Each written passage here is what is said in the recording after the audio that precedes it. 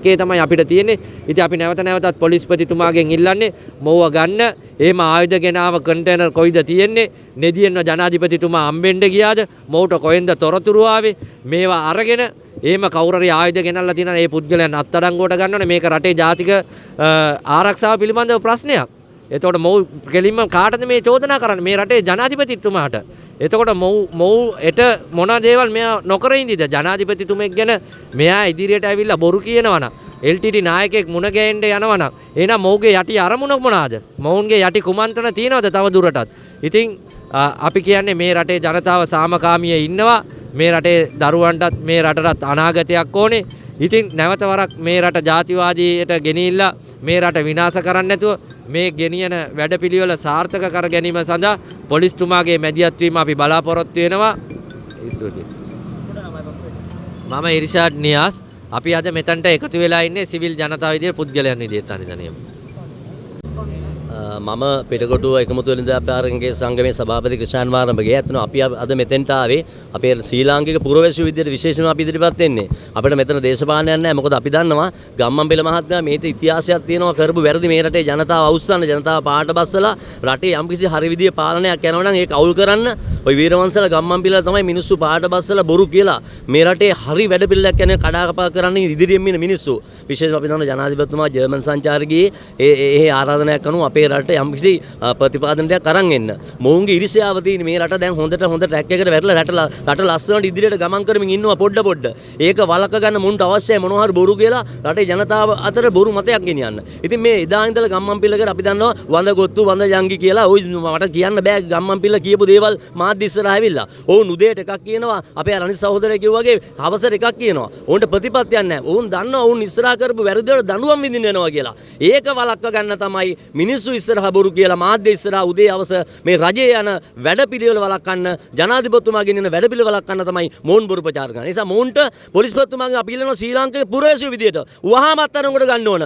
ගම්මන්පිල කියන පුජ්‍යලයා හෙටම අත්අඩංගුවට අරගෙන මේකට ප්‍රශ්න කරන්න ඕන. උඹ කොහොමද මේවා කිව්වේ ජනාධිපතිතුමා යන්නේ LTT කට්ටිය හම්බෙන්න කියලා. බොරු කියන්නේ මේ රටේ මිනිස්සුන්ට. අපි ඉල්ලා සිටිනවා ශ්‍රී ලාංකික පුරවැසියන්ගෙන් අපේ ජනාධිපතිතුමා ඒ වගේ නෙමෙයි රට ආදරය කරන ලොකු කැපවීමක් කරලා මේ තනතුර ආපු ජනාධිපති කෙනෙක් අපේ රටේ ඉන්නේ. සියලු පුරවැසියන්ට සිංහල දෙමළ මුස්ලිම් බර්ග හැම පුරවැසියන්ට එකසේ සලකන ජනාධිපති කෙනෙක් ඉන්නේ. ඒ නිසා ඕන් බලාපොරොත්තු වෙන ඉලක්කය ජාතිවාදය අවුස්සන්න මේ රටේ මිනිස්සු මින් ඉදිරියට ගම්මන්පිලට වීරවංශලට ඥානශාලට ඉඩ දෙන්නේ නැහැ කියන පණිවිඩය අපි අද මෙතෙන්ද කියනවා වහම අත්අඩංගුවට ගන්න කියලා. දැන් ගම්මන්පිල මහත්මයා දැන් කන්ටේනර් 323 කියලා මිනිසුන්ව කුලප්පු කරා. දැන් එයාට කියන්න මේ කස්ටම්ස් එකට ගිහිල්ලා ෆ්ලයිට් වලින් බෑලා එනවනේ පැසෙන්ජර්ස්ලා. ඒගොල්ලන්ගේ එක එක්කෙනාව චෙක් කරන්න කියන්නේ. ඒත් යවනවනේ දැන් කස්ටම්ස් වලට දන්නවා, ඔහුරුන් දන්නවා, හොඳ මිනිස්සුත් දන්නවා. එතකොට එතන තියෙන ස්කෑනර් එක. ඒ ස්කෑනර් එකේ දාලා සමහර අයට යන්න දෙනවා. සමහර අය චෙක් කරනවා. ඒක තමයි කස්ටම්ස් එකේ ඩියුටි එක. එම එක්කෙනාම චෙක් කරන්න ගියොත් උදේ ආපු ෆ්ලයිට් එකේ කට්ටිය පවවදා තමයි ගෙදරට යන්න වෙන්නේ. ඒ වගේ තමයි මේ හාබර් එකෙත් පිරලා තියෙනවා. මේ කන්ටේනර්ස් පිරලා තියෙනවා භාගයක්. අද රටේ ජාතිවාදයට ඉඩ නැහැ. ඒගොල්ලෝ කොච්චර try කරත් ඔය ගම්මන්පිල වීරවංශලා කොච්චර ජාතිවාදී අදින්න හැදුවත් ඔය ඕවට ඉඩ නැහැ ඊට පස්සේ මේ රටේ. අපේ ජනාධිපතිතුමා පටන් ගන්නම කිව්වා ජාතිවාදයට ඉඩ දෙන්නේ නැහැ කියලා. දැන් ඔය අපේ ජනාධිපතිතුමා වලට ජාත්‍යන්තරයේ ඉල්ලුමක් තියෙනකොට මේගොල්ලන්ට ඉන්න බෑ මෙහෙ. දැන් මේගොල්ලෝ කිව්වේ මොකද්ද? ජාත්‍යන්තරයේ යට ඉඩක් නැහැ. දැන් හැම රටකටම වගේ යනවා අපේ ජනාධිපතිතුමා. හැම රටෙම ජනාධිපතිතුමාට ඉල්ලුමක් තියෙනවා. එයා හැමෝම සලකනවා. මුන්ට මෙහෙ පිස්සු හැදෙනවා එයා රටවල වලට යනකොට. මේ මොනවාරි තියෙනවනම් මේ රට ඇතුළේ ජාතිවාදී විතරක් අදින්න එපයි කියනවා අපි. මේ ගම්මන්පිල වගේ හයට ඔය වගේ ජාතිවාදී කතා කරන අයව වහම අත්අඩංගුවට ගන්න ඕනේ.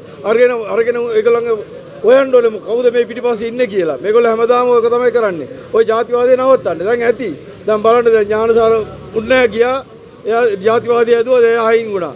දැන් ගම්මන්පිල පටන් ගත්තා. ගම්මන්පිල පටන් අරගෙන ටික කාලයක් යනකොට ආයි වීරවංශ පටන් ගන්නවා. ඔය සෙට් එකක් ඉන්නවා දැන් මේකේ ජාතිවාදී සෙට් එක. ඔක නවත්තන්න. මේ රටේ ඊට පස්සේ ජාතිවාදයට ඉඩ නැහැ. අපේ ජනාධිපතිතුමා ගාව ඕවට ඉඩ නැහැ. එදා කරුණා කරලා ජාතිවාදය නවත්තන්න. පොලිස්පතිතුමනි මේගොල්ලෝ ජාතිවාදී කතා කරොත් මුස්ලිම්ද සිංහලද දෙමළද බර්ගද කවුරු වුණත් කමන්නේ වහම අත්අඩංගුවට අරගෙන ඒගොල්ලන්ට නීතිය මාර්ගෙන් දඬුවම් දීලා ඕක නැති කරන්න බෑ රටේ. අපේ ජනාධිපතිතුමා කොච්චර කිව්වත් ඕක ඒගොල්ලෝ කරගෙනම ඉන්නවා. ඕක ඉදිරියටත් කරන්න දෙන්න එපා. ඕක වහම නවත්තන්න. මගේ වචන ෂෝට් මම අවසන් කරලා බොහොම ස්තුතියි.